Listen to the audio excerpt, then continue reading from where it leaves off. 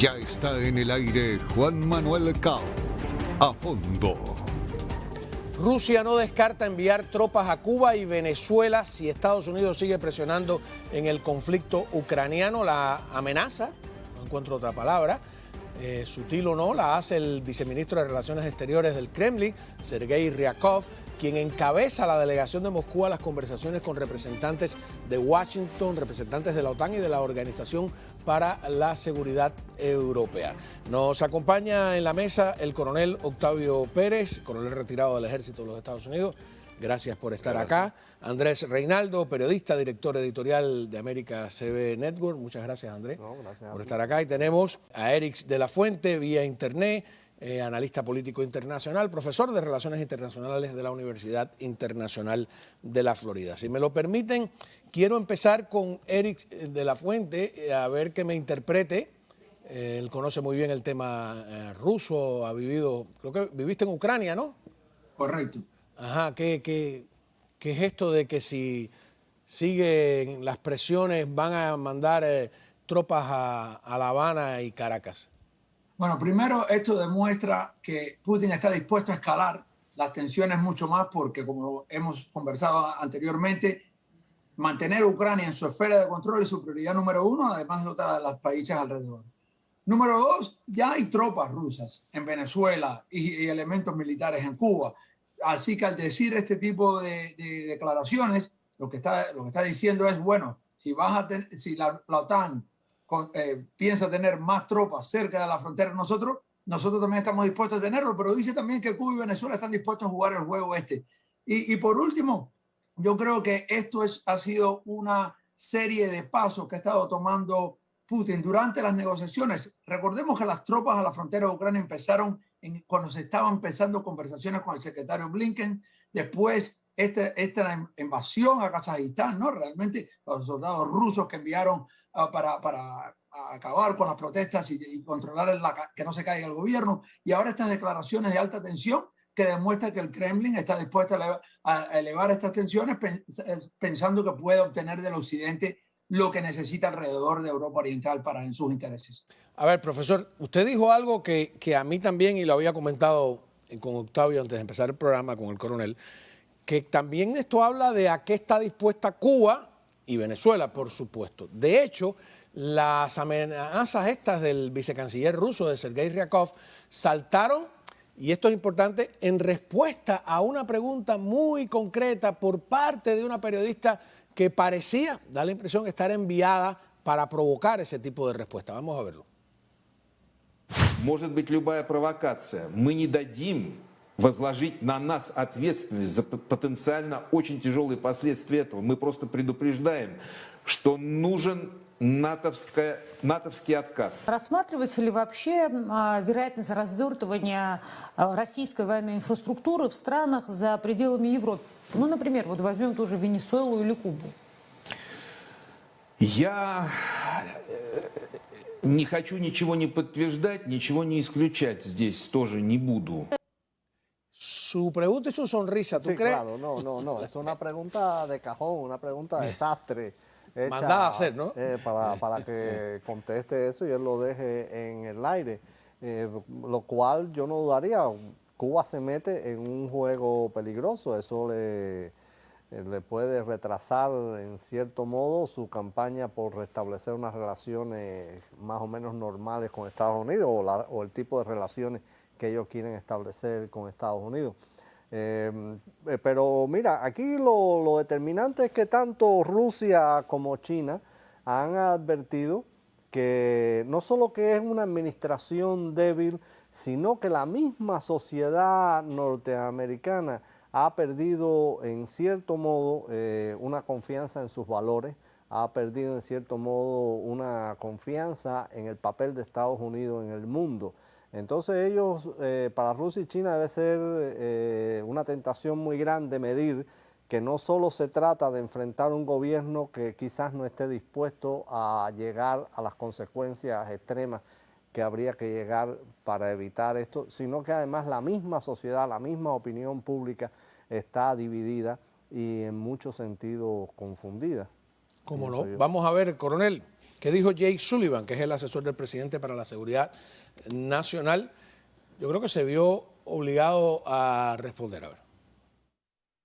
We're ready to make progress at the negotiating table, serious, tangible progress on important issues of concern to us, to Europe, and to Russia in an environment of de-escalation. And we're ready to take the necessary and proper steps to defend our allies, support our partners, and respond robustly to any naked aggression that might occur. Coronel. Bueno, primero, la realidad que Rusia no tiene la fuerza para proyectarse como un ejército expedicionario. Está tratando, lleva en los últimos 6-7 años, la mejor respuesta es 2015, cuando mandan 4.000 soldados a Siria. Pero eso les cuesta $20 millones al día. Y la gente tiene que entender que cuando tú proyectas fuerza, tú haces una amenaza de proyección de fuerza, tiene que haber una maquinaria enorme, tiene que haber un mecanismo de defensa, de suministro para hacerlo. En Cuba sí hay soldados rusos y ha habido en Venezuela, muchos de ellos arreglando el equipamiento viejo que tienen, pero no como ocurrió en años anteriores, no cuando tenían control de la base de captación electromagnética en los Estados Unidos.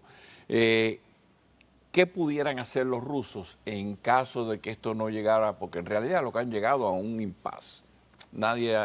Conversación a 3 diferentes niveles y lo que estamos viendo es, pues mira, pueden mandar una brigada de paracaidistas, como hicieron en Kazajistán, que demostraría un punto muy importante para el gobierno cubano.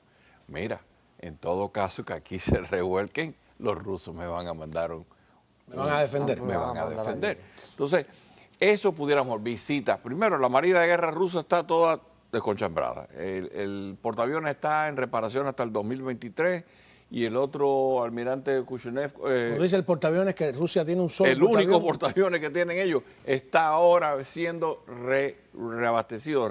¿Y no será que un territorio como Rusia, aquí disculpa que le pase la pregunta al profesor Eric de la Fuente, no sea tan importante un portaaviones para Rusia como para Estados Unidos? ¿O es que sí está mal la cosa? No, importante eso, que quisieran tener mucho más. Octavio sabe mucho de eso. Pero yo quiero tocar un punto que no lo dije en la primera parte, pero que Octavio introdujo ahí, pero es uno de los puntos importantísimos. Especialmente cuando miramos a cosas sobre Cuba, Venezuela, pero se vio en Bielorrusia, se vio en Kazajistán, que interpreta, y estos mensajes que está mandando Putin, a dictaduras diciendo, si hay oposición que se revela, si hay protestas locales, ¿quién va a venir a tu ayuda? A la oposición nadie viene a la ayuda. Puede haber ayuda económica o algo. A los gobiernos dictatoriales, la respuesta fue a Lukashenko, se ayudó muchísimo. En Kazajistán mandaron tropas. ¿Cómo interpretamos eso a nivel? Rusia está tratando, es verdad que Rusia no tiene el poder económico ni de cerca para ampliarse, pero sí tiene la capacidad, tanto por su capacidad cibernética y haciendo cosas estratégicas. Assad, que el mundo entero estaba contra él, elevaron a la voz para mantenerlo y ahí están en el poder gracias a los rusos en gran parte. Bashar al-Assad, estás hablando, ¿no? En Siria. Sí. ¿Tú crees eso? Porque sí, mira, el coronel decía una cosa muy cierta. Rusia no tiene la fuerza, incluso la que tenía en la época soviética, de expandir de una manera militar, o sea, de desarrollar una ocupación. Su economía no le da, podrá tener las armas y todo. Bueno, pero han ocupado Crimea, ¿eh? Pero Crimea es una península, pero Rusia... el papel que está jugando Rusia, según lo que he podido leer, es que Rusia lo que quiere es mantener no una uniformidad, como era en la época soviética, sino una hegemonía. Es decir, como en el caso de Bielorrusia, como en el caso del mismo Kazajistán, que son feudos ahí que se controlan ellos, se dominan ellos. Kirguistán también lo tiene. Pero con Rusia mantienen un tipo de alianza Turkmenistán en también cuestiones estratégicas, etcétera. Rusia no tiene en estos momentos la capacidad económica, si no me equivoco, Rusia tiene una economía del nivel de Corea del Sur, Bueno, pero por ahí. Corea del Sur... Sí, pero ojo. pero mira la cantidad de millones que tiene, de habitantes que tiene Corea del Sur y la cantidad Comparado de con millones Rusia. de habitantes que tiene Rusia. Entonces, la ocupación yo no creo que eso es posible. Y por lo que he leído, muchos analistas y eso creen que la ocupación no es posible. Puede ser posible armar a facciones dentro de Ucrania, presionar, jugar con la debilidad y el susto de Occidente. Ahora, eso sí puede ser. a ver cómo lo interpretan ustedes. Nuestro servicio informativo de aquí del canal llamó al Departamento de Estado y el Departamento de Estado respondió lo siguiente: no vamos a responder a una fanfarronería, fue el término que usaron. Claro. Creen que si Rusia empieza a moverse en tal dirección, le haríamos frente a eso decisivamente.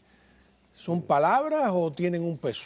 Bueno, cuando estamos hablando de, al momento de decir fanfarronía, está descartando el argumento. O sea, no quiero tocar el argumento de frente. Estoy diciendo, pero por otro lado estoy diciendo, nosotros vamos a enfrentar cualquier amenaza a nuestra esfera de influencia, que es Cuba, que es Venezuela, que es el Mediterráneo, que es el Caribe de nosotros. Claro. Entonces, ¿qué pasa? Tenemos que entender esto. Cuando tú estás viendo esta proyección que hace Putin ahora, está diciendo, mira, quiero que tú sepas cómo se siente uno cuando estás tú en mi área de influencia. Lo que te está diciendo Andrés es que te está diciendo, es muy fácil proyectar fuerzas a una cosa que está a 3.000 millas, 2.000 millas, pero no 7.000 millas como está Cuba, como está Venezuela. Es casi imposible de sostener un operativo. O sea que las posibilidades de un par de Tupolev, la posibilidad de visitas de submarinos nucleares es para mantener a los Estados Unidos en una situación de Jugando ajedrez jugando están, ¿no? ajedrez, pero no como una amenaza fehaciente militar presente que pudieron haber hecho en el pasado. A ver, vamos a una pausa. Varias cosas. El tema de los ataques sónicos, para darle un nombre, sigue sorprendiendo, mientras que el régimen castrista insiste en su versión de que el sonido proviene de grillos tropicales o caribeños. En Europa, mientras todo esto se dice, aparecen nuevos casos de lo que realmente llama a la prensa el síndrome de La Habana.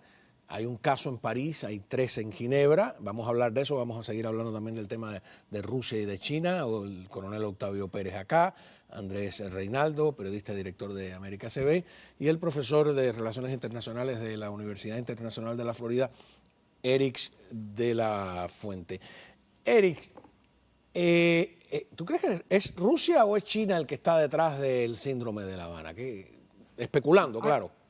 Sí, bueno, hay muchas sospechas de que los rusos están involucrados, pero claro, China es potencial también. De hecho, el director de la CIA, de la Agencia de Inteligencia de Estados Unidos, les dio una advertencia explícitamente y lo hicieron público, que estas cosas pueden ocurrir en privado, mandándolo al Kremlin, diciéndole que esto no se admite, no puede ser. El Kremlin obviamente dijo que no estaba involucrado, pero sin duda las capacidades que tiene Rusia más importante hoy no es el nivel de confrontación militar o económica, sino cibernética, este tipo de ataques, y los rusos en ese caso son un peligro. Tienes que tener en cuenta que esto ha ocurrido en todos los continentes del mundo, bueno, menos Antártica, pero en todos los continentes del mundo ha ocurrido acá. Un punto rapidito, Juan Manuel, antes, de todo lo que estábamos hablando, yo continúo manteniendo y se comenzó que Rusia no quiere una guerra en este momento, pero sí quiere escalar las tensiones para poder obtener lo que quieren en las conversaciones. Y está dispuesto a llevarlo a cabo acá si Ucrania entra en la OTAN, pero en estos momentos no creo que les conviene. Bueno, y fíjate, eso es algo que también yo creo que yo lo había hablado con Andrés. Ellos escalan el tema de Ucrania y la invasión, porque fue una invasión que fuera a petición también fue la de Hungría y la de Checoslovaquia. La invasión a Kazajstán pasa inadvertida en la prensa, casi ni se toca. Y tienen ahí todos los países estos turquemanos, o como se diga, a su disposición. Hubo contingentes bielorrusos, rusos y tayikos. O sea, como un pacto de Varsovia, bueno, es que ellos tienen, reeditado, ¿no? ellos tienen un pacto de colaboración. Eric muy parecido, ¿cómo que se llama? de la OTAN.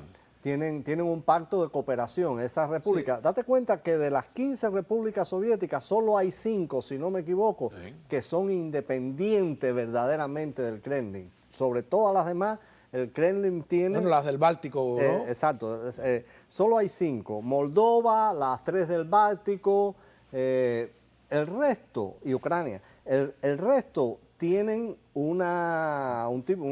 un gobernando concordato, tienen un concordato con los mismos con secretarios Putin. generales del Partido En muchos Comunista casos. o sus herederos del año 91, ¿no es así, Eric? En muchos casos, debemos decir, y Eric, que es un especialista en esto, me corregirá, que no es una relación que se parece tanto a la de la época soviética como que se parece más a la de la época de los zares. ¿Te das cuenta? Es una relación de clientela más que de dominio. Por eso mismo, Rusia ya no tiene el poder para dominar militarmente, no tiene la economía para tener 500.000 de tropas diseminadas en otros territorios. Pero militarmente, ¿tú crees qué lugar ocupa Rusia? Mira, Rusia va a pelear y va a armarse, aunque se endeude, por lo que es la República de Georgia, lo que es Ucrania, lo que es Kazajistán, que es donde hemos hablado, el cosmódromo, donde se disparan los cohetes. Sí, claro. El cosmódromo, ¿eh? No, pero ese está en... Ahí está el cosmódromo de Pero Baikal. ese está en Kazajstán, ¿no? Entonces, imagínate. Kazajistán. Sí, es uno de los tantos. Entonces, cuando tú hablas de esos países, les son vitales porque ese es el parapeto que tenían ellos en contra de la OTAN, en contra de los chinos. Y ellos han perdido 15 repúblicas del año 79 hacia la OTAN.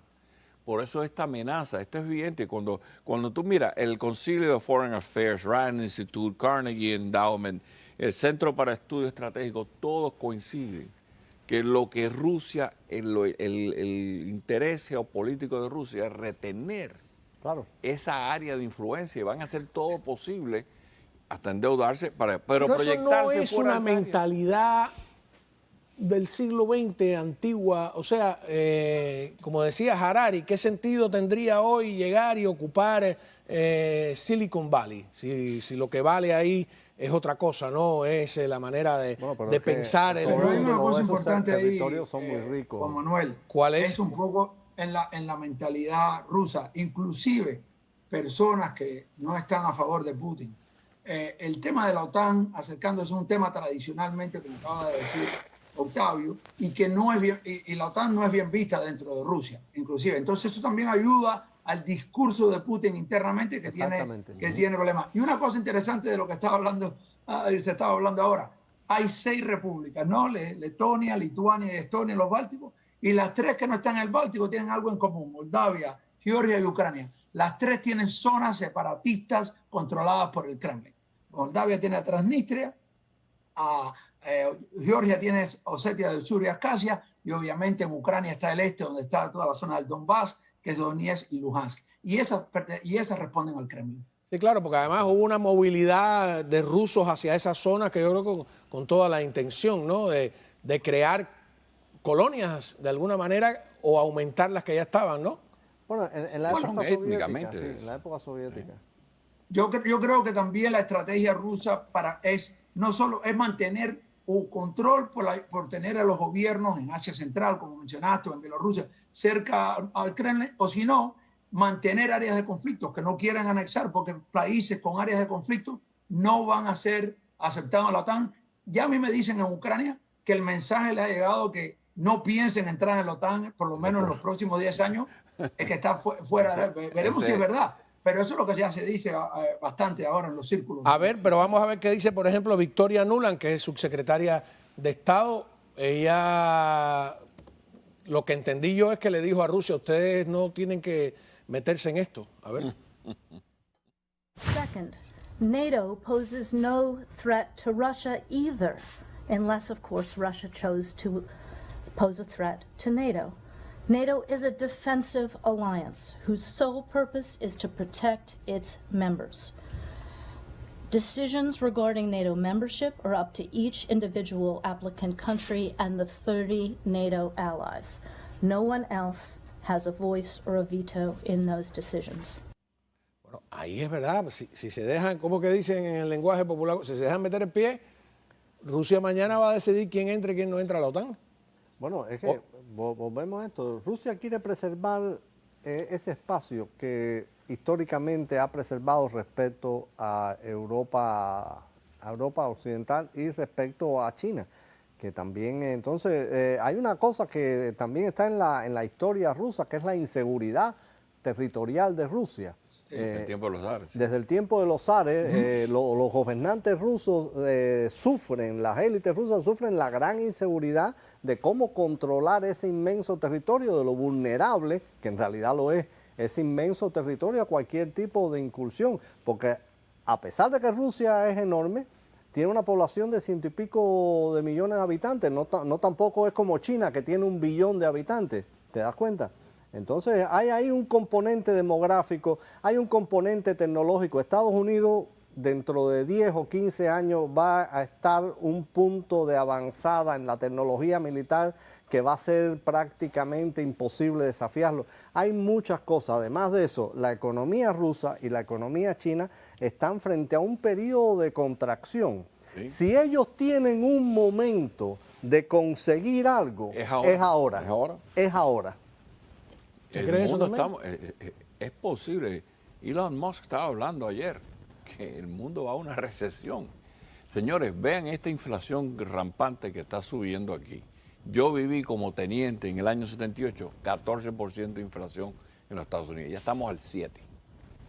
Y yo me acuerdo que son 14% de inflación. No, bueno, yo me acuerdo de algunos comprando automóviles al 20% de interés, ¿no? No hay forma de pagar un carro. Sí. Por cierto, hoy escuché a la CEPAL, que siempre hace una interpretación ideológicamente interesada de la economía, reconocer que el continente que menos ha crecido en el mundo es América Latina, no África.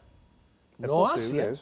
Lo de América Latina es terrible, pero eso lo hace susceptible a las presiones de China, a las presiones de Rusia. Quería preguntarle a Eric si está de acuerdo con Andrés en esa tesis de que ellos se sienten, los rusos, inseguros en cuanto a sus fronteras. Sin duda, esto es parte de la historia rusa, como decía Andrés, y es verdad que Putin piensa a nivel de los zares. También es importante, y para ser bien objetivo acá, que el pacto entre George Bush, el padre, y Gorbachev prometía que la OTAN no se iba a expandir más allá de lo que se prometió en ese momento.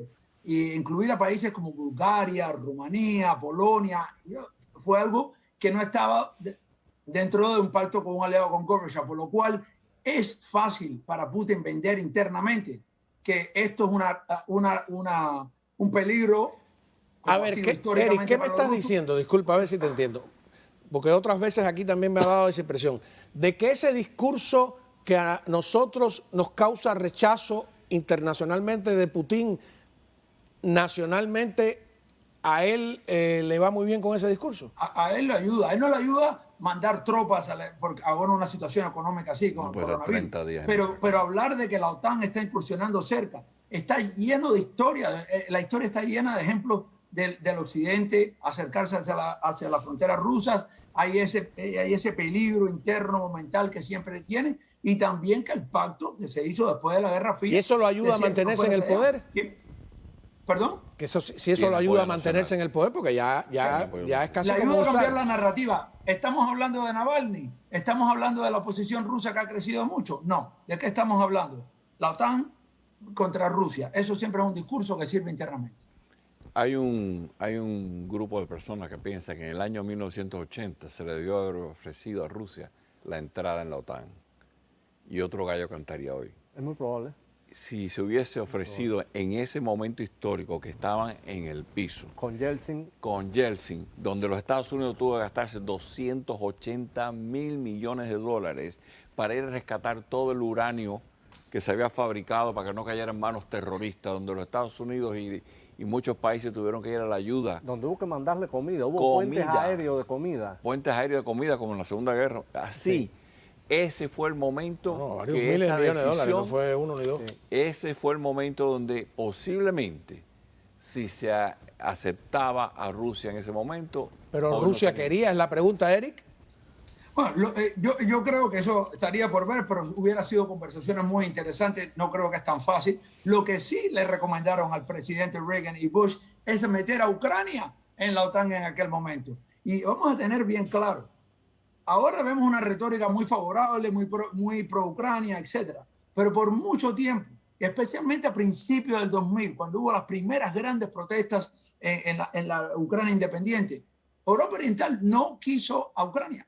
De hecho, los ucranianos tenían que pasar enormes problemas para viajar como turistas. Y eso quedó entre el psique ucraniano y Putin aprovechó mucho. Cuando yo vivía en Ucrania, la propaganda rusa en escuelas, en centros culturales, y entonces dicen, mira, ustedes no nos quieren tanto a nosotros, Europa no los quiere. No los deja viajar con visa, no los deja comerciar. Ahora ha cambiado eso un poco iba a decir, eso parece como los turcos. Tú puedes poner pellejo por nosotros, pero tú la no eres historia parte de Turquía, que ha querido ser siempre parte de la Unión Europea, y la Unión Europea no ha querido cargar con Turquía.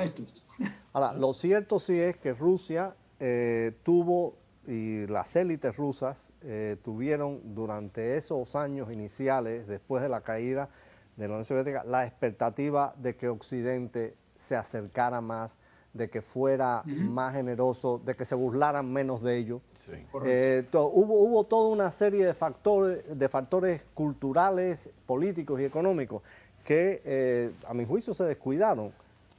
La élite rusa sí es verdad, pienso históricamente que ha tenido algún tipo de complejo, ¿no? No sé qué pensará Eric de eso. A mí siempre me ha sorprendido que la élite rusa del siglo XIX hablaba en francés.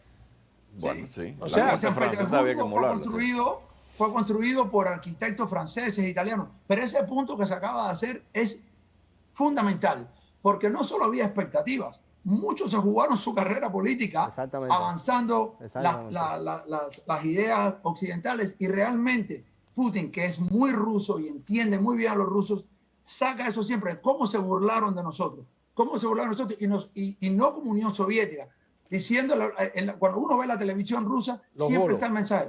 Fuimos una gran nación, éramos una gran nación en el siglo XIX y XVIII, y mira qué pasó cuando después nos pisotearon, etcétera. Y yo creo que ese punto, especialmente moralmente, los ganadores, era justo después de la Guerra Fría, se cayó. Creo que en vez de tantos técnicos y préstamos, debería haber un poco de otro tipo de señales o pasos que hubieran ayudado a esa vertiente que quería ver y que después fracasó. Volviendo a la pregunta, si se hubiese aceptado a la OTAN. Ha sido una prueba. A mí, en cuanto a lo de la burla, me queda la satisfacción de que los rusos o los soviéticos que llegaron a Cuba con aires imperiales, los cubanos al final siempre nos burlamos de ellos y le llamamos los bolos, porque nada. Que debemos hacer una cosa, es una gran nación, pero decirlo ya es una cuestión tardía, porque es obvio. En muchos lugares, y sobre todo se sigue leyendo a Putin, que fue un coronel de la KGB, y todo eso, se sigue leyendo a Putin como un comunista. Pero, o sea, Putin es, como dice Eric, Putin piensa como los zares. Putin ha logrado una cosa en Rusia, que Putin ha logrado lo que el zar apenas pudo lograr, que es una unión entre Estado, ejército e iglesia. Claro. Esa es la nueva Rusia con la que hay que lidiar. Bueno, esa es la nueva Rusia con esa es la nueva Rusia que hay que sacar e impedir que se meta en Cuba, porque quien se está regalando como una jinetera internacional es el régimen de Cuba, para que le saquen las castañas del fuego, como se las sacaron ahora al bielorruso, al de Kazajstán y al de, que me disculpan la mala palabra, en Marianao decía, en casa del Karajastán, ¿no? Así que... Yo crecí en Marianao, así que... Tú eres de Marianao, te sabes la historia, ¿no? Muchísimas gracias a los tres, de verdad. Son temas internacionales que nos tocan la puerta de la casa.